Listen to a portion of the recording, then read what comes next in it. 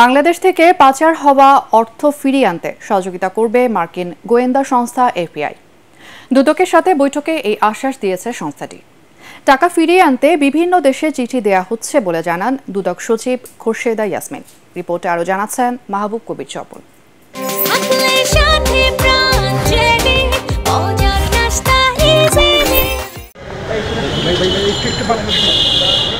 বিদেশে পাচার হওয়া টাকা ফিরিয়ে আনতে টাস্কফোর্স গঠনের পরদিনই দুদকে আসে যুক্তরাষ্ট্রের গোয়েন্দা সংস্থা এফবিআইয়ের একটি প্রতিনিধি দল।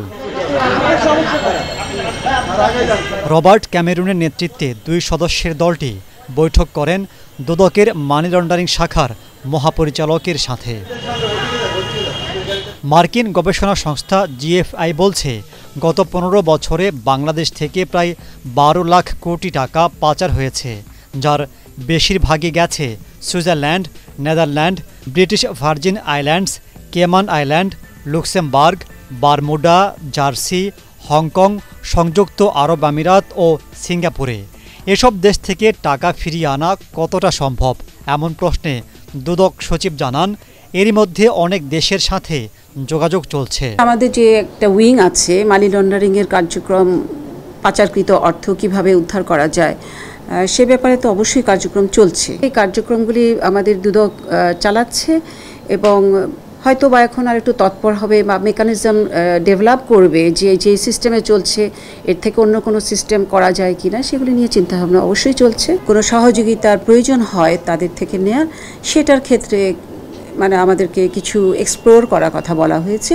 এর আগে 2012 সালে সাবেক প্রধানমন্ত্রী বেগম খালেদা জিয়ার ছোট ছেলে আরাফাত রহমান কোকোর পাচার করা 20 কোটি টাকা সিঙ্গাপুর থেকে ফিরিয়ে আনে দুদক।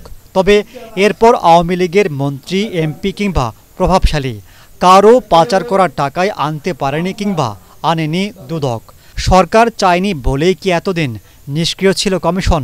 এমন প্রশ্নের জবাব দেন দুদক সচিব। এত বড় প্রতিষ্ঠান কাজ করে যাচ্ছে, কেন ফেল করবে?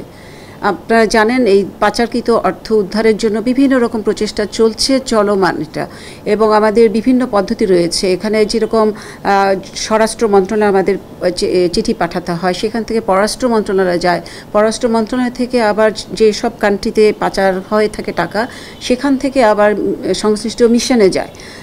ওই ফরেন মিনিস্ট্রির মাধ্যমে এটা উদ্ধারের চেষ্টা করে। যেহেতু একটা চেইনের মাধ্যমে কার্যক্রমটা অ্যাডমিনিস্ট্রেটিভ ওয়েতে হচ্ছে, সেক্ষেত্রে একটু সময় ক্ষেপণ হয়ে যায়।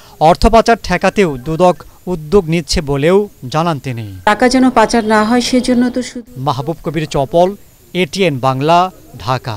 একটা মিনিট ভাই।